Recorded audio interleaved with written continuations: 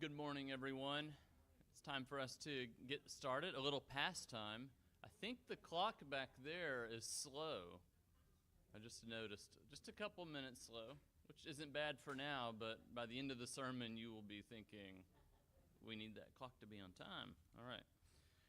Well, it's good to see everyone out on this rainy morning, which is, to me, always a good thing in Austin to have a rainy morning. What was the homework from last week? Does anyone know? I won't even ask you if you did it. I just want to know if you know what it was. Chapter 3, that was part of it. Okay. 1 and 2, if you haven't done 3 yet. We're talking about Exodus, by the way, if you don't even remember that. So, and some of you maybe weren't here last week. So, Exodus. Chapter 3 is where we're getting into. I also mentioned, maybe this was, I think I mentioned this anyway. It was in passing, but we might compare the story of Moses' life, particularly his early life here, with a couple of other places where it's mentioned in the New Testament. So let's start this morning, our study of Exodus, actually by looking at Acts chapter 7.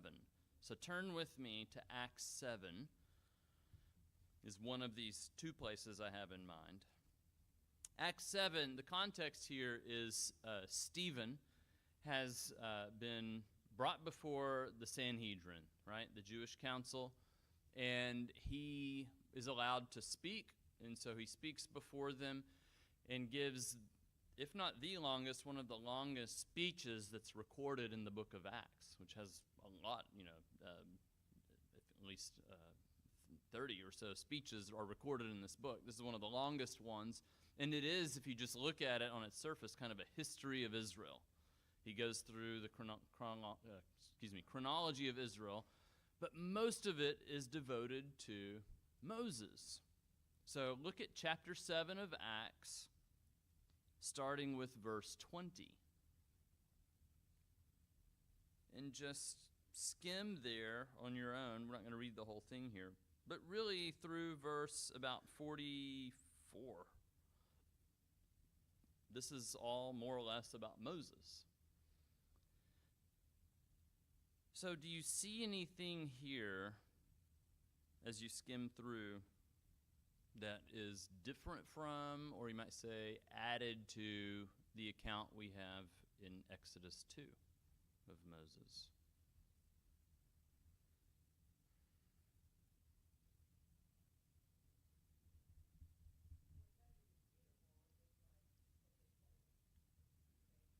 Yeah. So that is actually, I don't know how the translations line up, both in your Exodus 2 translation or here in Acts 7. But of course, Stephen is speaking, or at least it's recorded here by Luke, in Greek, which is different from the language of Exodus Hebrew. But this is a good translation of that word, which is just good in Hebrew. He was a good child, a good baby. So that could have to do with, as we said, sort of maybe just his appearance, how he looked. Everything was in the right place, you know. It could be that it was about his behavior, you know, as a small baby. He didn't cry a lot, which is good if you're trying to hide your baby, right?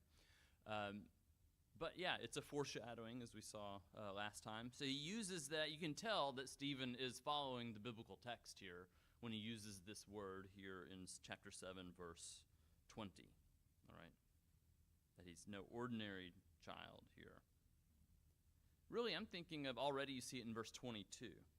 Moses was educated in all the wisdom of the Egyptians and was powerful in speech and action.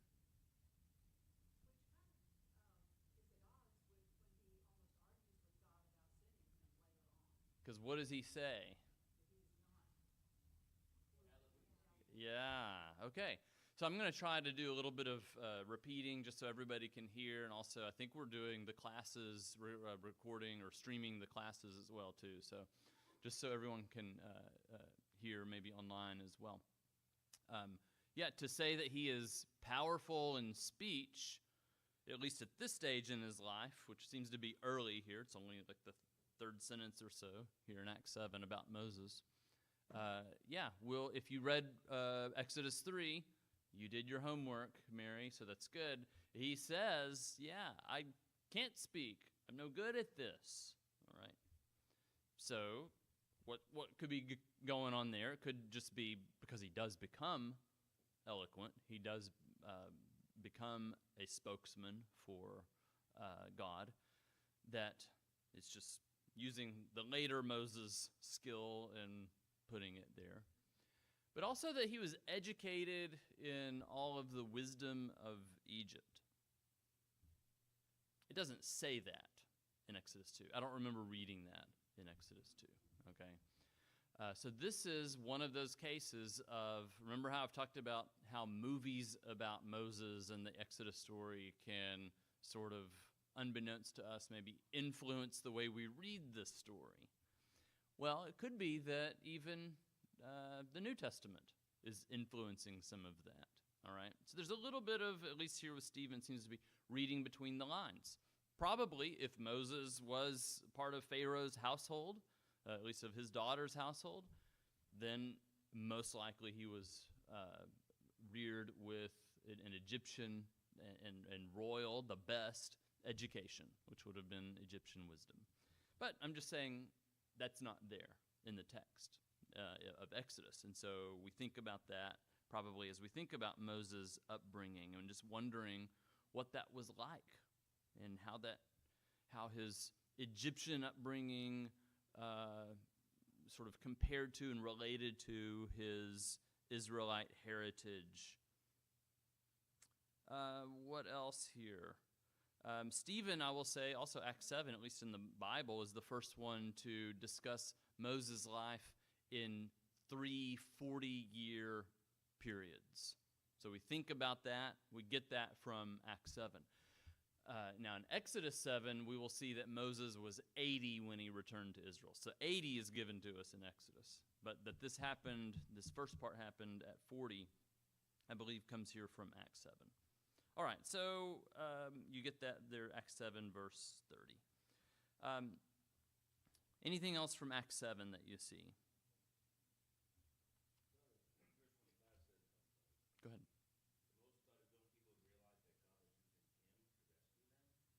Mm-hmm. Yeah. So what is that? So verse 25 of Acts 7, Moses thought his own people would realize that God was using him to rescue them. What's he talking about? What's Stephen talking about here? What incident in Moses' life? When he killed the Egyptian. So remember, we looked at that last week at the beginning of Exodus 2, right in the middle there. Moses sees the Egyptian mistreating the Israelite. He kills the Egyptian and then flees because he knows that they've found out about it. The Israelites found out about it. Pharaoh apparently has heard about this and is trying to punish Moses. I mentioned last week that in the setting of this story, this is a good thing that Moses does when he defends the Israelite. And you can see that there in Exodus 2. I think you can see it here in Acts 7, that this was meant as a foreshadowing for God using Moses to strike the Egyptians and rescue the Israelites. So see the Egyptian mistreating the Israelite there, this little individual fight, let's say. Wasn't much of a fight because it was one mistreating the other. Moses steps in, delivers that Israelite. See that as a type, okay? That is a symbol of these peoples and what's going to happen on the macro level, right? Moses steps in, and how does the Israelite end up feeling about this in the next scene? He doesn't like it. In fact, he rejects Moses. So that's one of Stephen's things he's really pulling from Exodus 2 and the whole Exodus story is God chose his prophets, and more often than not, the people rejected those prophets. And that's also, Stephen, of course, the culmination of this will be Jesus himself is like Moses in that sense. And then what do they do to Stephen after this? If you don't know, I'll let you read the rest of the story, okay? Same thing. Other questions or comments on, yes, Acts 7?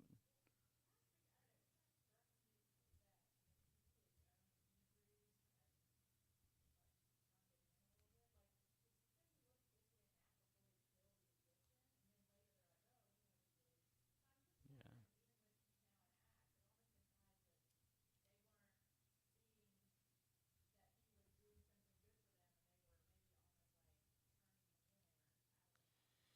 Yeah, I think that is a good evidence. I think it's a good point. That's evidenced. I think that further confirms this is that how did the Egyptians know about this? How did Pharaoh find out what Moses did? What seems to have been a private thing here? Well, the Israelite that he rescued talked about this with others. You can see that happening. But at some point, whether it was that Israelite or someone other Israelites he told, someone, it got to Pharaoh. Okay, it got to others, and they, it's probably the next Israelite then who says, "Hey, who made you ruler and judge over us?" So, yeah, it was the word got out, and it was used against Moses, what should have been for their deliverance. Okay, go ahead, Sandy. Were they out working and seeing him? Yeah, but I think he. So let's just looking back at. Right.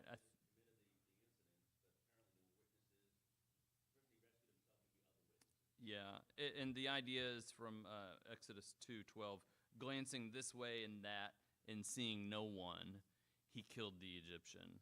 So that's, I think, put in there to say, yeah, he thought this was being done without anyone else knowing. And it is, yeah, the implication is, yeah, it was that Israelite who ended up telling other Israelites who someone along the way said, well, that's not good. Okay, we reject that. They weren't, right. And there's a lot of lessons here, but there's a lesson here about people who are in slavery sometimes liking that situation better. That'll be a theme that comes up later on where they're delivered from it. And they're like, well, we had it really good back in Egypt. You know, you delivered us to what? All of this? That freedom for a people who have been in this situation of enforced labor and slavery, that freedom can be a scary thing. And so who knows what the motive of the Israelite or Israelites were who rejected this act by Moses, but they didn't like it. Bob, were you going to say something?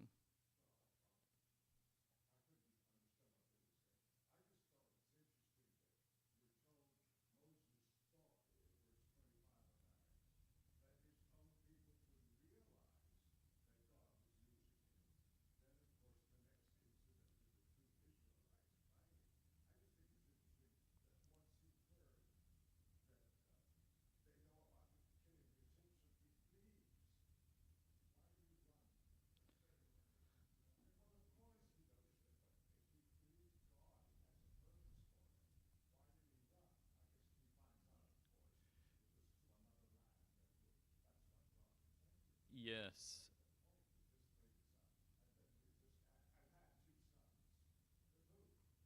Yes. So we're getting to that here in Exodus 2. But, I mean, you're raising, so just the question here is about verse 25 of Acts 7, is if he realized that God was using him to rescue them, but they didn't realize that, but Moses knew it, why did he run? Of course, he was, so a couple of things I think are interesting there. One is Pharaoh, finds out about it, and just, even if you know that God is using you for something, if your life is in danger, that could cause you to want to flee. So it could just be, they're rejecting me, so I guess I will leave as well. The other is, it's not clear from the Exodus story that Moses knows God is using him until Exodus 3. So, as when you tell a biblical story, I think Stephen's kind of falling into this, is because you know the whole story, he's sort of telling some of the later things Moses knows and realizes, and maybe sort of anachronistically putting that in or earlier into the story there. What Moses knew about how God was going to use him, okay, we can't say, but it does seem like he had some knowledge of that here, whereas in Exodus, we don't get that until chapter 3, verse 10, which we'll see here in just a bit. All right, yep, Gavin.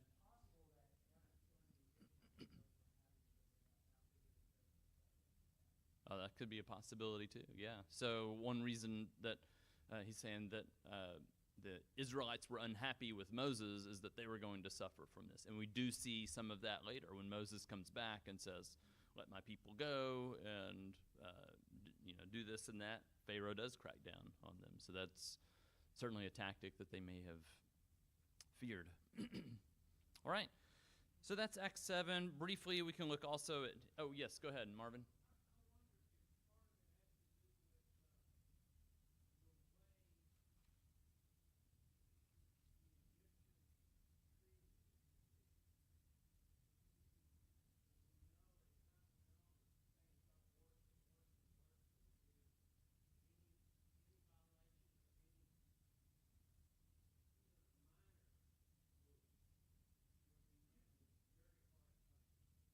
Yes. Yeah. Yeah.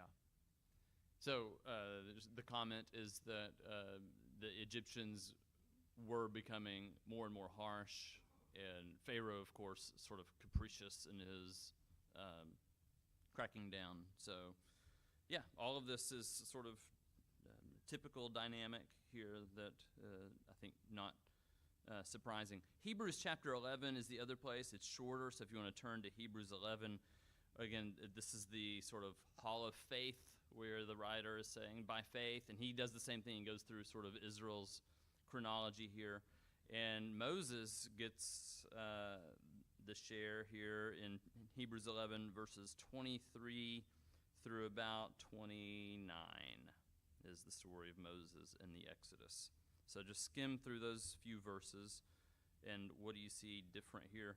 We see the same thing about his birth in verse 23. He was no ordinary child, so that was sort of just a trope for how to speak about Moses.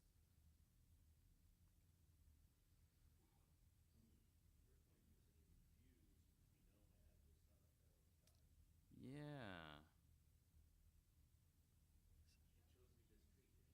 Yeah. So refused to be known as the son of Pharaoh's daughter. So this is, again, bringing in some dynamics that are just ignored in the book of Exodus. So I think with what you have in both, and you can read on and just see that, that's sort of maybe the catalyst for what you see in a movie like the Ten Commandments, which is like, well, what happened to Moses in those, when he was a child and a teenager and an adult, and how did he navigate those two worlds of the Egyptian royalty and Hebrew slavery and all of that? There's an interesting story there to tell. Ten Commandments does it pretty well, all right? But it's not an Exodus. You see the beginnings of it here in the New Testament where they're sort of putting two and two together. I'd say read between the lines a little bit of the Exodus story. And that, of course, as I say, influences the way we think about Moses as well. So, all right? Good? Yep. Mm-hmm. Mm-hmm.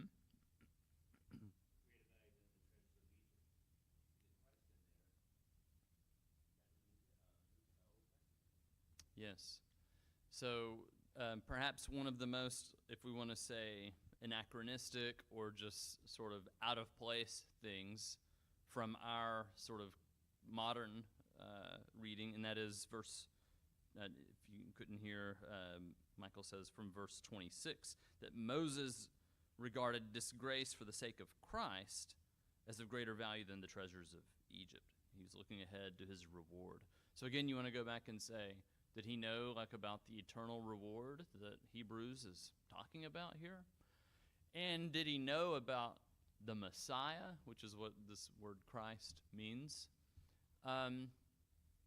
Hard to know. I think it could just be the writer here saying about all of these Old Testament saints is that what they knew was they trusted in God. That's what faith means. They trusted God that he was working out something good for his covenant people, something better than what they had here and now, and his calling them to that. And so in that sort of figurative sense, maybe, it was for the sake of Christ. It was for the same reasons, even that Christ, he will bring up in chapter 12, Christ is the exemplar of this, that he's the one who thought disgrace was fine if it was for the sake of suffering for God and for the glory that would follow.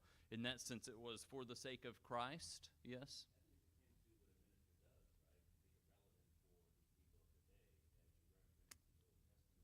Yes. Right. And the other, so the preacher of Hebrews is making it relevant for his people. In other words, that's what he's trying to lead them to when he talks about these Old Testament stories, is people who their first allegiance was to Christ. Okay? And he's saying Moses' life was consistent with that. The other thing I'll just add in here is that early Christians, I would say including Hebrews, I would assume, thought of these appearances of the Lord in the Old Testament, especially when there is an appearance that is somewhat like a man or has human characteristics. They would think of those as pre-incarnate manifestations of Christ, of the Son of God. And we're about to see one of those in Exodus chapter 3, when the Lord comes in this manifestation in the burning bush. Okay, so it could be that he's saying Moses knew or had at least some sort of maybe dim picture of or understanding of Christ. It could be implied there. Yeah, Jim.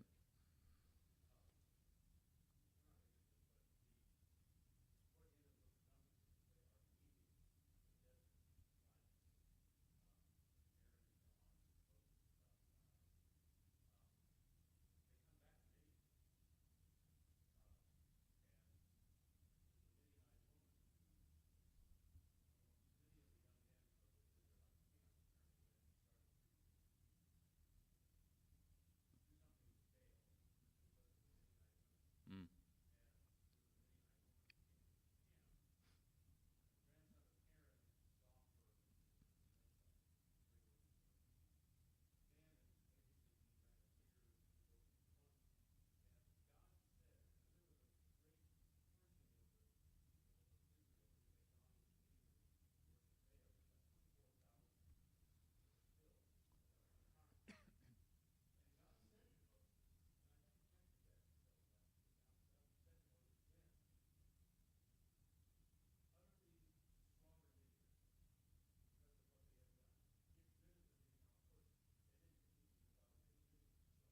Yeah.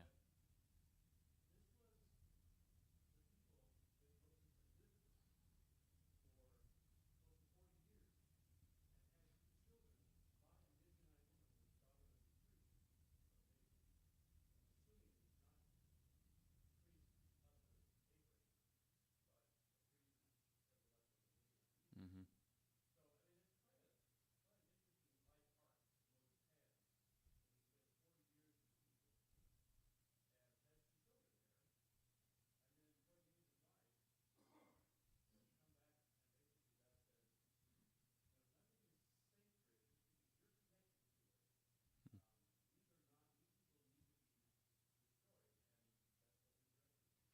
Yeah, so good. Later on in what Jim's saying is later on in Numbers, toward the end of the final 40 years of Moses' life and their wandering, that the Midianites are among other peoples, in fact, who God not only says to stay away from, but to destroy because of the idolatry. So I think that's the point is during Moses' stay of 40 years among the Midianites, at least particularly that family he's with, they're supportive of him. We'll see that later on in the book in a couple of places. His father-in-law, in particular, is supportive of what's going on, of worshiping this God that's revealed to Moses. Later on, they are not supportive. They are turning the Israelites at a key and a crucial moment in their history, at the beginning of their history as a nation, turning them away from God and not supporting this covenant. So, good. Let's get back into Exodus 2 here while we still have some time. Again, so I've got the outline there just of these 3 periods of 40 years. Pharaoh's house, rule, or Jethro's house, that's the Midianites, and then God's house. So those last 40 years, as it gets started here, when Moses, that's Exodus, basically Exodus 3 here, Moses is around 80 years old. We'll see that in Exodus 7, all right? So just think, he's a fairly old man, no offense intended to anyone here, but fairly old man by the time all this gets underway, all right? But this is, that's chapter 3, but we haven't made it through chapter 2 yet, so back up 40 years. Moses is still a young man at 40, okay? And let's read verses 15 through 21. So can I get a brave volunteer to read Exodus 2, 15 to 21 for us? If y'all follow along on the live stream, that's where we're going to be.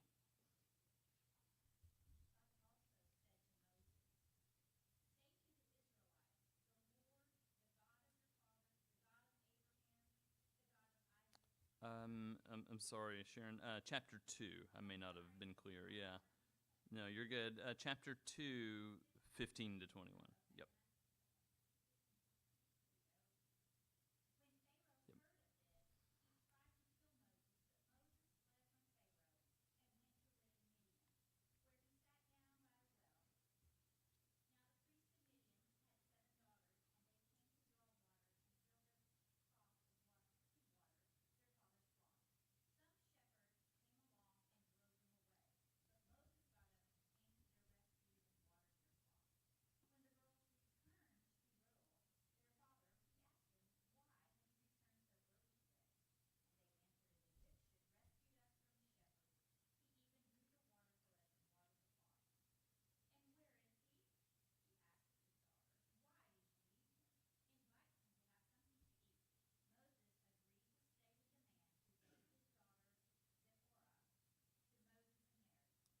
That's good. Thank you. And then he went on, it says that he had sons with his new wife. All right, so here we have another example of a type scene. Remember, I talked about a type scene last week. In this case, a man goes to a foreign land. He finds a well, and there is a girl or a woman drawing water at the well. She gives drink to the flocks, and perhaps also to the man. Girl hurries back to tell parents. A welcoming feast is thrown, and then a betrothal to marriage. If only marriage were that easy, all right? You go to the well, and it's all set up for you, okay? So the well's like the bar, all right? You just go and you meet somebody and whatever, all right? Well, what biblical story does this remind you of? Okay, Jesus.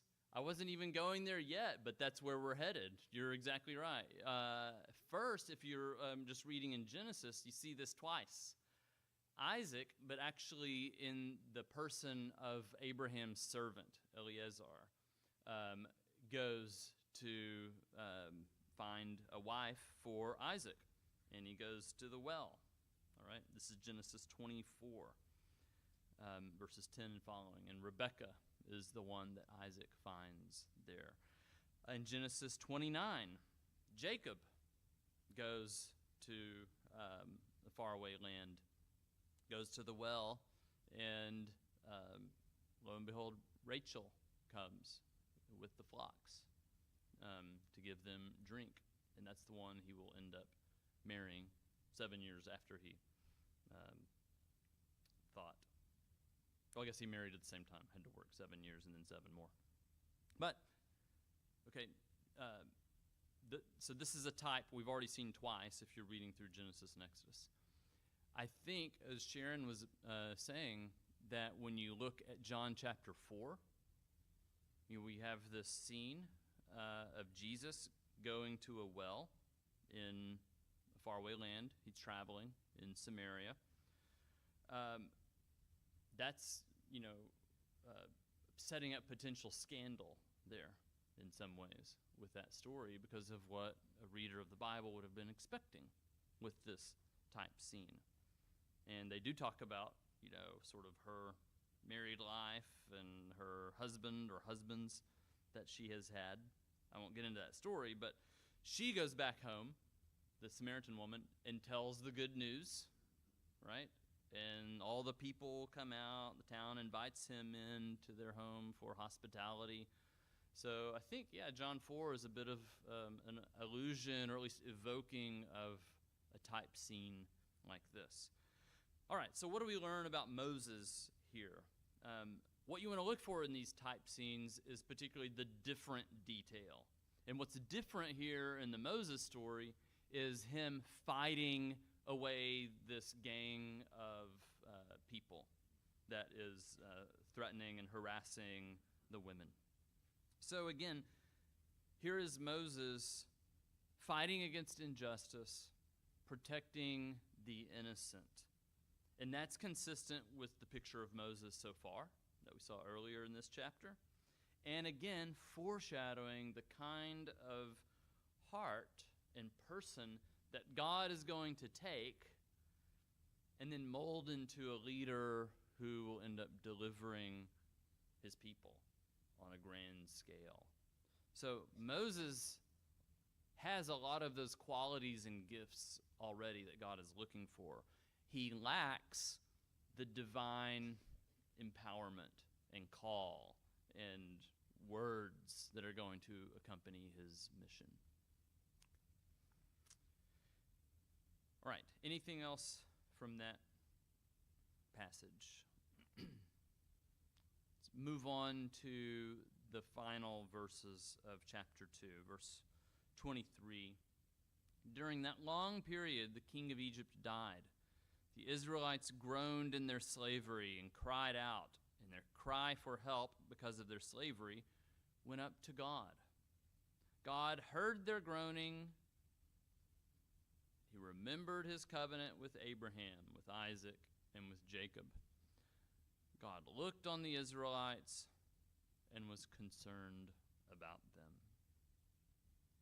The simplicity there of verses 24 and 25 is striking to me. Verse 24, they cry out.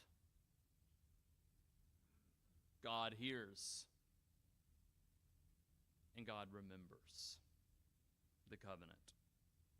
In verse 25, I don't know how your translation does it.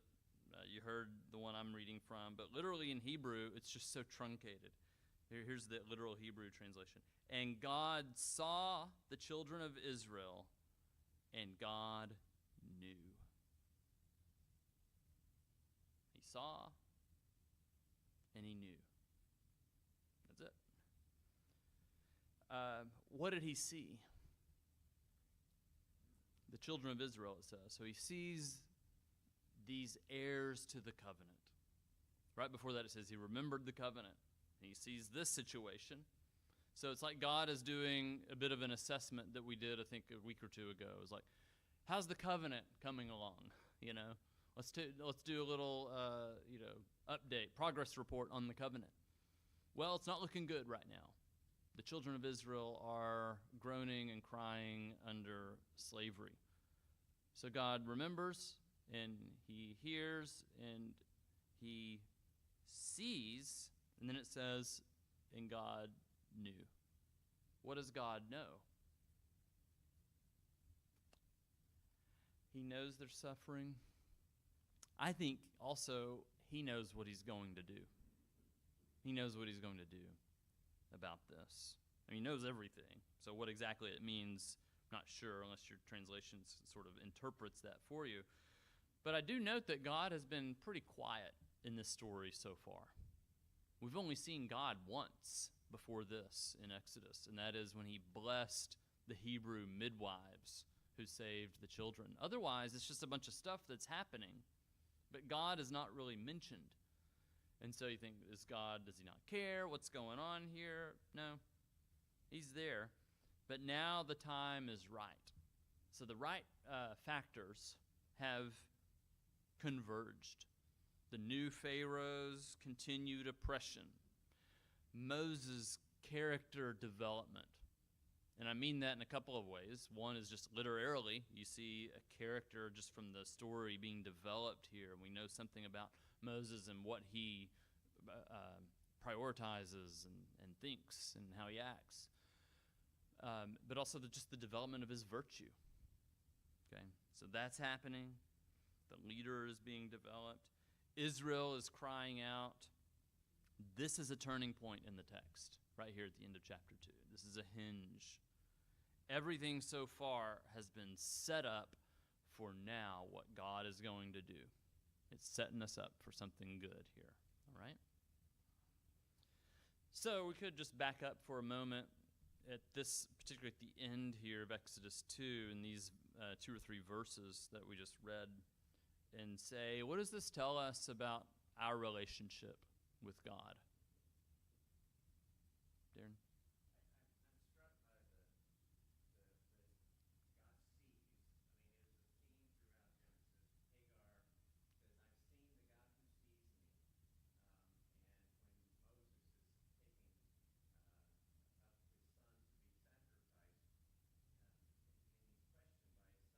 Abraham, yeah.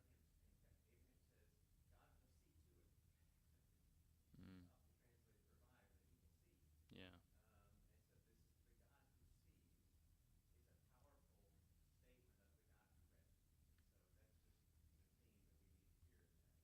Good. Yes. So what does it mean for us in our relationship with God? God sees.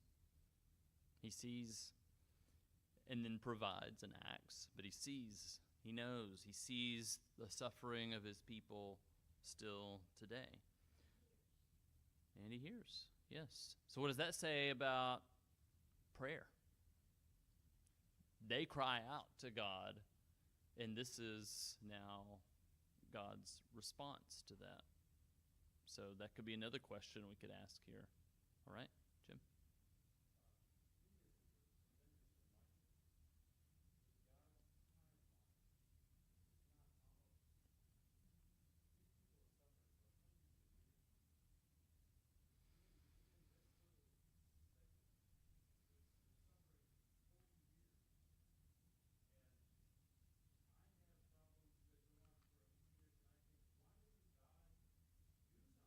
Hmm.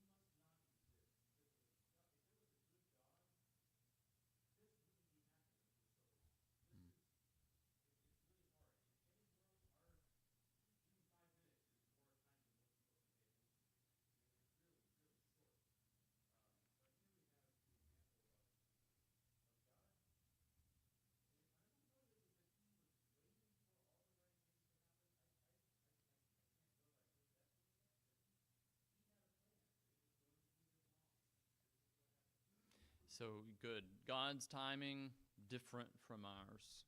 What that tells us also about God is that the God who makes promises keeps his promises, right?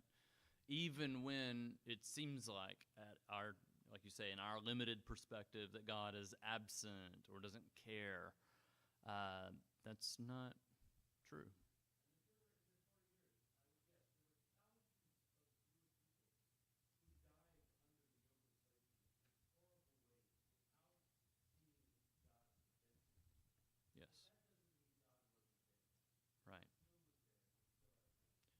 Yeah, and that's one of the themes of Hebrews 11 is these people were faithful and trusting even though they didn't see in their own lives the fulfillment of all of these promises. Didn't mean the promises were void. They were going to be fulfilled on God's timing, and they would be beneficiaries of those promises, but not when they wanted to be, right? Maybe after this life. All right, Marvin.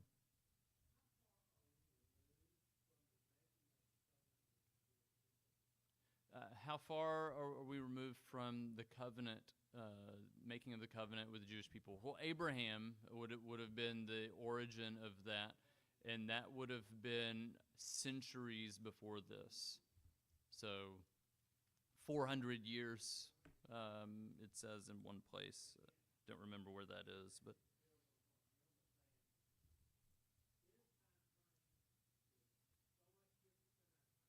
yeah. So centuries, well, 1,000 years is a day to God, right? Is what the psalmist says in 2 Peter. So good. Anything else just on what this tells us about God, our relationship with God, prayer? I think it's interesting just to reflect on what prayer accomplishes. Of course, it's God who's doing the working and the accomplishing in it, but I think this tells us something about its purpose as well. All right. Well, we're all set for Exodus 3, which we'll have to do next week because I'm looking at the time here. All right, so I promise now, not in the timing that you had considered. My timing is different. Sorry.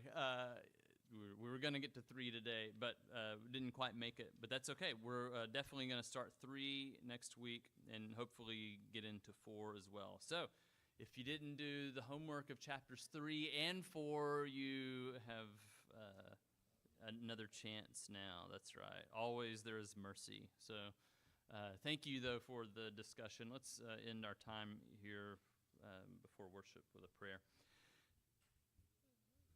Holy Father, we're thankful for the time that we've had to open your word this morning. We're thankful for this book of Exodus. We're thankful also for the life of Moses and how you worked through him to deliver your people. Maybe not on their timing, but we see here and we are encouraged by the fact that you have a plan, that you remember the covenant, that you hear us in our cries, that you know and you see, and that you are at work to right all of the wrongs. We're thankful now for the time of worship that we are going to enter into. We pray that you would prepare our hearts and minds to praise you as you deserve. In Jesus' name.